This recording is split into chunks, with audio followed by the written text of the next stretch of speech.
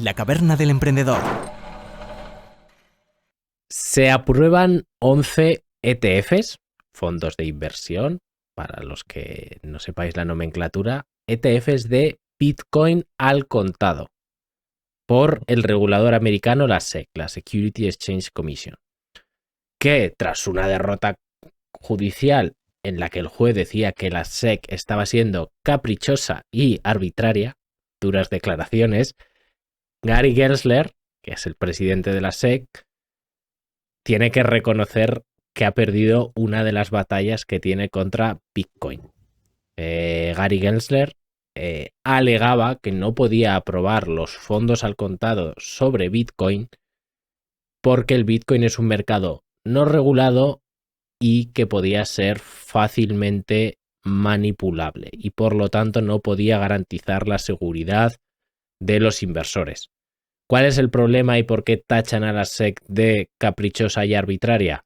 Pues que en 2021 la SEC aprobó y aceptó un ETF sobre el futuro, el valor futuro del Bitcoin.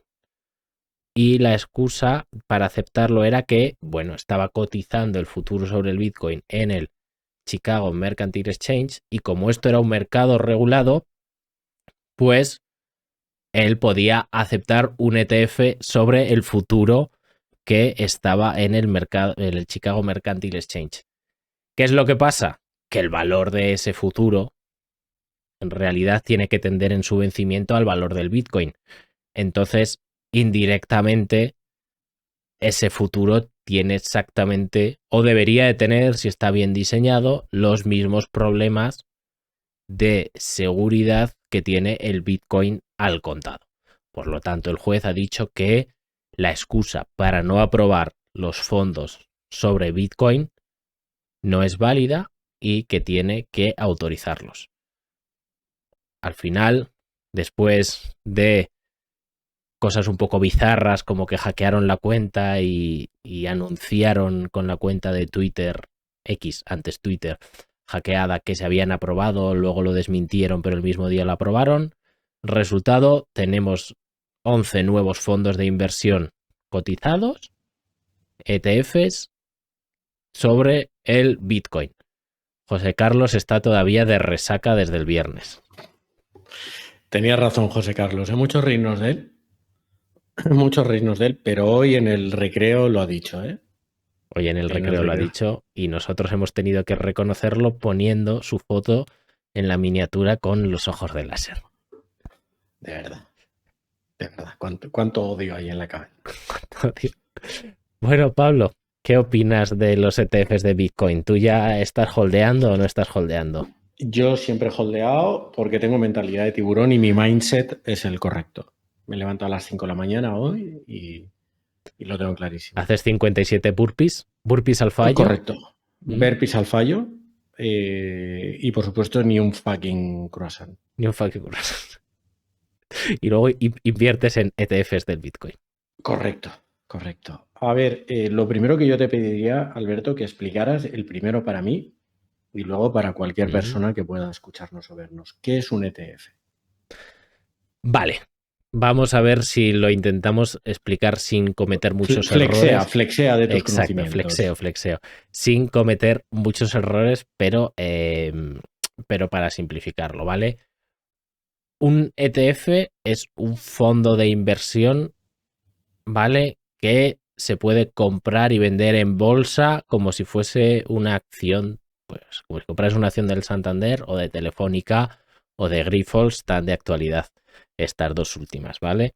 Entonces, correcto. Al final, ¿qué es lo que es? Esto es un capital, una especie de sociedad que tiene, me lo invento, 100, 200, 1000, 10.000 millones de euros y que compra ciertos activos. Hay ETFs sobre índices. Entonces, por ejemplo, un ETF sobre el IBEX compraría en el porcentaje que corresponda las 35 acciones del IBEX 35. Pues si el Santander corresponde el 10%, el 10%, si Telefónica corresponde el 15%, el 15%, y eso sería el fondo, sería un contenedor donde hay un montón de acciones. Y entonces luego ese fondo a la vez se divide en participaciones, acciones, llámalo como quieras, pues 1 millón de participaciones o 100 participaciones para hacerlo más sencillo. Entonces, cada persona que tenga una participación de ese fondo tiene el 1% de ese bloque de acciones. Y se puede comprar y vender en el mercado como si fuese otra acción normal. Entonces, ¿qué es lo que es? Es, llamémoslo, un agregador, algo que simplifica comprar y vender activos financieros, o bien porque compras diversos tipos y los juntas en una misma cajita y luego vendes esa cajita por partes, o bien, como en el caso del Bitcoin, aquí no van a agregar diferentes cosas, simplemente lo que hace el fondo es, en principio, si no me equivoco, es comprar esos Bitcoin, y para que tú no te tengas que dar de alta en un exchange o hacerte una cartera y comprarlos tú y aprender cómo funciona eso, pues para que sea tan sencillo como, oye, en este fondo tenemos 100 Bitcoin, entonces cada participación va a ser un 1%, cada participación corresponde a un Bitcoin. Es tan sencillo como darle un botón en tu plataforma, en tu broker, y compras una acción, una participación de ese ETF, que te da un derecho a tener un porcentaje de todos esos Bitcoins. Entonces es una forma de llevar a sobre todo a clientes institucionales, que son pues fondos de pensiones, otros fondos de inversión, etcétera, que que no podrían invertir por regulación en Bitcoin, pero sí pueden invertir en ETF. Entonces es una forma de que estos fondos puedan invertir en Bitcoin indirectamente, ¿vale? Entonces, esta es un poco la lógica intentando explicarla de forma sencilla. Sé que es un tema complicado, así que bueno, si hay alguna pregunta en el chat, lo solucionamos, ¿vale? Entonces, ahora se abre el Bitcoin a todo un abanico de inversores institucionales que antes no podían invertir en Bitcoin. Y también se abre a un abanico enorme de inversores retail o inversores minoristas que no se iban a abrir una cartera en una plataforma, porque no se iban a abrir una cuenta en una plataforma, o no se iban a aprender cómo se hace, cómo se tiene una cartera fría, que no sé exactamente la terminología, José Carlos nos la dirá, en el cual tú compras, pero tú mantienes con una clave secreta, con un Bitcoin, que es algo bastante complejo para el usuario medio o para el inversor medio. Entiendo que para un José Carlos, trader de segundo de la ESO, no, pero para el usuario medio es bastante complejo. Entonces, es una manera de hacer llegar a, como suelen decir los americanos, al mainstream, ¿no? O sea, un producto que, bueno, pues que no estaba al alcance de todo el mundo. El comunicado de la SEC es duro. Yo leí unas palabras en las que decían que ellos se veían obligados a autorizarlo, pero ni lo recomendaban ni lo aprobaban. Eso. La SEC ha tenido en estos últimos años una posición muy dura con respecto a tanto los exchanges, en parte con razón, por todos los fraudes que ha habido, como el Bitcoin en general. O sea, se ha ido oponiendo a todo. Pero bueno, sí, continúa. Y la SEC no es... El equivalente sí es, porque sería la CNMV de Estados Unidos, pero Estados Unidos es un país muy liberal. Hay productos financieros que aquí no se podrían comercializar, por ejemplo. Estados Unidos es un país en el que se permite mucho la emisión de muchos instrumentos financieros. Sin ir más lejos, el informe que sacó Gotham City la semana pasada sobre Grifols, emitido aquí en Europa, generaría un aluvión de demandas. Que sí, que Grifols ha dicho que va a emprender situaciones legales, pero lo que quiero decir es que en Estados Unidos se puede decir y hacer muchas cosas que aquí no se pueden decir y hacer. Y en ese contexto, que el regulador tenga una postura tan frontal y solo haya admitido a cotización esto con una sentencia en la mano, una sentencia de un juez, creo que es significativo. Porque al final el riesgo del Bitcoin es la absoluta falta de regulación, que eso a un americano, a un estadounidense, le tendría que sonar a música celestial y por ende la posibilidad de un fraude. Además, creo que la SEC y mucha gente aún se está planteando si un Bitcoin es una divisa o un activo financiero. A ver, yo como medio de pago, Bitcoin creo que se ha demostrado bastante inútil. Pero bueno, por cómo funciona, aún así, yo tengo dos opiniones que la gente se va a sorprender, porque en una me voy a enarbolar ahí la bandera Gatsby con la serpiente y en la otra voy a hacer un poco justo todo lo contrario, ¿no? A ver, lo primero, el Bitcoin como tal me parece una tecnología maravillosa. O sea, el hecho de que tú puedas tener, y si se pudiese pagar o almacenar valor con un activo que no depende de que tú tengas confianza en nadie en particular, que esté asegurado por una red de miles y miles de ordenadores, que es prácticamente imposible, y fíjate que lo han intentado de tumbar, eh, y que ningún estado, o en este caso político que se vuelva autoritario, pueda en ningún caso intervenírtelo, me parece una tecnología magnífica y no puedo más que defenderlo. Ahora, dicho eso, vale, podemos ir a las teorías de la conspiración, pero normalmente las regulaciones en los mercados financieros no existen porque haya un mal superior que intenta controlar todo lo que hacemos. Suelen existir porque ha habido fraudes bastante Correcto. gordos en el pasado. Entonces, claro, a mí la gente que dice no, pero en este caso el Bitcoin no, pero cuando se pusieron de moda las Initial Coin Offerings, que es básicamente como sacar acciones, pero utilizando la tecnología blockchain, ¿no? Es que es mucho más barato que la regulación, entonces es mucho mejor. Ya, pero tú tienes que hacer un viaje, tienes que ir de Sevilla a las Américas. Puedes ir con la Marina Real, que es muy caro, pero tienes 50 buques que te están protegiendo y están mirando que todo está bien, o te puedes meter a un barco de piratas a ver si llegas, cómo llegas, o si no acabas de esclavo en África. Entonces esto es un poco lo mismo. Al final es como, hombre, sí, el Bitcoin está cogiendo volumen, está haciéndose más seguro, cada vez es más difícil cambiar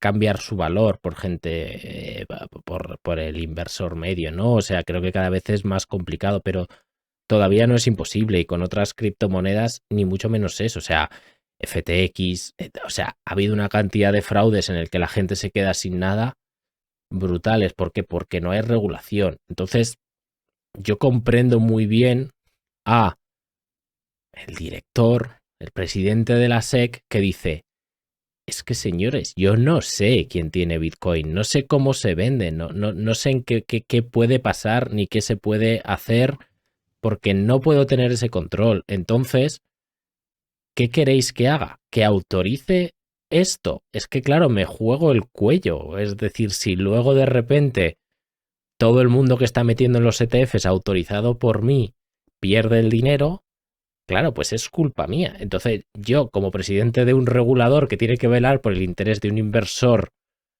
de los inversores, no puedo aprobar esto porque no tengo suficientes garantías de poder regular esto. Yo creo que así de simple. Lo que sí que me explota la cabeza es que aprobase el ETF sobre el futuro de Bitcoin, porque eso no tiene absolutamente ningún sentido. Alguno tendrá, alguna razón tendrá, porque dice que son entidades reguladas y que probablemente no lo pudiese bloquear. Pero claro, al final un futuro de Bitcoin, para lo que entienda, un futuro básicamente es que tú son apuestas, no son inversiones, apuestas lo que va a valer el Bitcoin dentro de 6 meses, ¿vale? Entonces tú ahora el futuro de Bitcoin normalmente tendría que estar al precio de Bitcoin, pero bueno, lo que sea, ¿no? Dices que va a valer dentro de 6 meses 10.000 euros.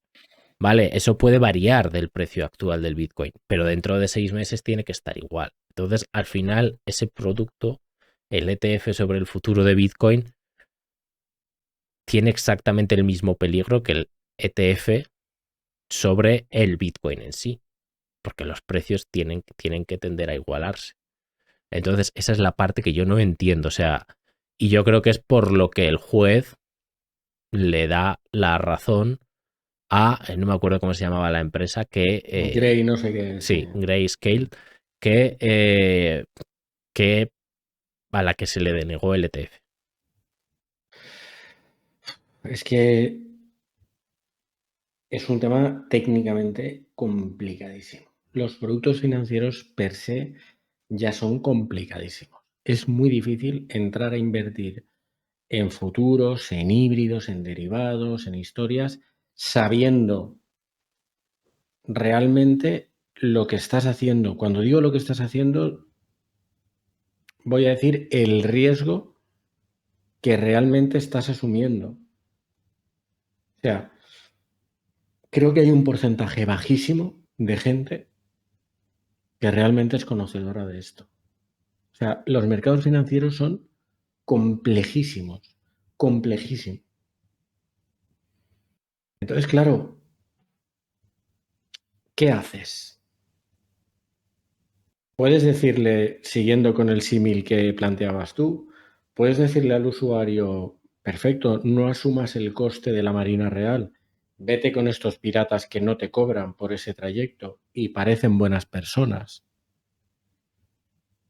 Pero lo siguiente que le tendrías que decir o que todos tendríamos que asumir es, si te pasan por la quilla o acabas de esclavo en África, era lo que estabas asumiendo. Era lo que estabas asumiendo. Con el Bitcoin ha habido escándalos. Uno creo que fue FTX y otro Binance. FTX, y Dios me libre de decir lo que ocurrió o lo que no ocurrió, pero sí parece un escándalo más, o un fracaso, o una explosión más, como ha habido en muchos casos, una burbuja que estalla. La Bueno, pero hubo... Binance tuvo problemas, pero bueno, FTX es un fraude al uso, o sea, de, oye, cojo Sí, los fondos y los uso para comprarme casas en las Bahamas, al final, vale, eso es un eh, delincuente de toda la vida. O correcto, un sea, eso delincuente es de toda un... la vida, pero al no haber regulación lo ha podido hacer, no pasa nada, porque, Correcto. o sea, quiero decir, no pasa nada, sí que pasa, pero que no podemos echarle la culpa a Bitcoin, porque unos años antes tenemos el caso de Madoff Vale, perfectamente regulado. Al final vale. es así, pero es que hace poco pasó con una stablecoin Luna que tenía lo mismo, con las ICOs pasaba cada 2 por 3. Es decir, hay escándalos, escándalos y escándalos. ¿Y por qué? Pues porque no hay una regulación. Luego dices, sacar a bolsa una empresa cuesta mucho dinero. Ostras, y aun costando mucho dinero y teniendo eh, todos esos procedimientos para asegurarnos de que todo está bien, sigue habiendo fraudes, como el de GoWex, que hablamos hace poco, pues imagínate si simplemente es un señor que desde su casa con 2 desarrolladores dice voy a lanzar una initial coin offering, o voy a lanzar una nueva stablecoin. Hombre, Y en el caso de Binance, hay un salpicón, digamos, de blanqueo de capitales. O uh, sea, es que, mm, joder, es, es complicado, es, es complicado. Y es delicado, mejor dicho. es muy, Es delicado. es muy complicado y tremendamente delicado. Eh, es un mercado que, claro, al final es lo de siempre, ¿no?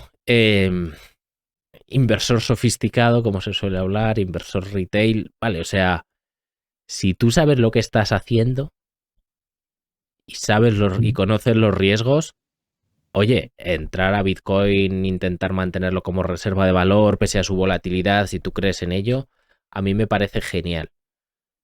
Lo que pasa es que creo que sobre todo con las redes sociales hay mucha gente que desde un punto de vista más político, porque es en lo que creen y liberémonos del yugo del Estado y tal, está haciendo una serie de recomendaciones de inversión, en verdad, llamémoslo como queramos, pero si dices que el Bitcoin es mejor que las monedas, las divisas fiat o las monedas fiat son una mierda, que llevas razón, y que el Bitcoin es lo único que va a mantener el valor, lo que estás haciendo es una recomendación de inversión, gente que se ha visto 4 vídeos y se ha puesto unos ojos de láser. Entonces, eso para mí es peligroso y yo creo que es lo que la SEC, por tirarle un guante, intenta evitar, mejor o peor. Y se hablaba también mucho, yo leyendo sobre este tema he visto mucha animadversión hacia la SEC diciendo de, no, es que, o sea, se notaba como, es que no creen en el cambio, es que están dinamitando el cambio, tal. Bueno, puede que sea verdad, pero tíos, la realidad es que los juicios que ha empezado en Binance había pufo de blanqueo de capitales, FTX era un fraude. O sea, yo entiendo que queramos que esto funcione. Yo soy el primero que quiera que funcione. Pero tío, la realidad es la realidad. O sea, está habiendo muchos pufos con el Bitcoin, con cosas, con las criptomonedas, no con el Bitcoin. Entonces, no le puedes pedir a un regulador que lo apruebe porque a ti políticamente te interese. O sea, él tiene que defender al inversor medio que no eres tú que estás todo el día en la red, que son Manolo y Pili. Correcto. Y José Carlos. Bueno, José Carlos es de los que está ahí haciendo trading con el aguinaldo, pero Manolo y Pili no tienen ni idea de qué va esto. Entonces, no, o sea, lo que no quiere la SEC es que en el banco le puedan vender un ETF de esto hasta que no entienda realmente cuál es el valor de este activo y cómo funciona este activo. Y esté seguro, el presidente de la SEC, de que eso es seguro para un inversor minorista. Sí. Sí. A ver, es bastante delicado y es un poco donde encontramos la horma de nuestro zapato. O sea, se intenta generar información en el mercado, información fiable, información que en muchos casos se contrasta, y aún así hay Bernie Madoff de turno que, como dominan el sistema, son capaces, por lo menos durante un tiempo, de eludirlo. Si eso ocurre con sectores o con productos mucho más tradicionales, el riesgo con algo que nadie controla y nadie sabe muy bien dónde está ni qué ordenadores generan y producen bitcoins es muchísimo más alto. Entonces, a mí me parece muy bien postular a favor del cambio. A mí también me parecería una tecnología, me parece una tecnología maravillosa, pero si empujamos tanto por ese lado, creo que deberíamos ser conscientes de qué riesgos estamos asumiendo. Pues ahí está la cuestión. Esa es la cuestión. Creo que es el problema principal de la SEC. Al final los reguladores tienen que ser un poco cobardes porque están protegiendo a las personas con menos conocimiento. Creo que el hecho de que sintamos que están retrasando la tecnología es un indicador de que, bueno, eso es que están haciendo bien su trabajo. No creo que a ellos les ofenda, ni mucho menos, porque al final, bueno, pues toda nueva tecnología conlleva sus riesgos. Ahora yo sí que creo que el Bitcoin, entre comillas, pues tecnológicamente es seguro porque nadie ha podido hackearlo hasta ahora y fíjate que se habrá intentado y cuanto más vale, más se intenta. Sí que es verdad que ha habido movimientos un poco raros y volatilidad muy alta, pero sinceramente yo creo que hasta que un Pili y un Manolo de Parla puedan o tenga sentido que su gestor del banco les recomiende meter sus 10.000 euros de ahorros en un ETF de Bitcoin, todavía queda. Todavía queda. Creo que no estamos en ese punto ni está enfocado el Bitcoin de momento a esos clientes, por más que nos apeteciese que fuese así, que nos gustase que fuese así. Yo lo siento, o sea, las cosas llevan su tiempo. Hay mucha gente que aún no usa una tarjeta de crédito.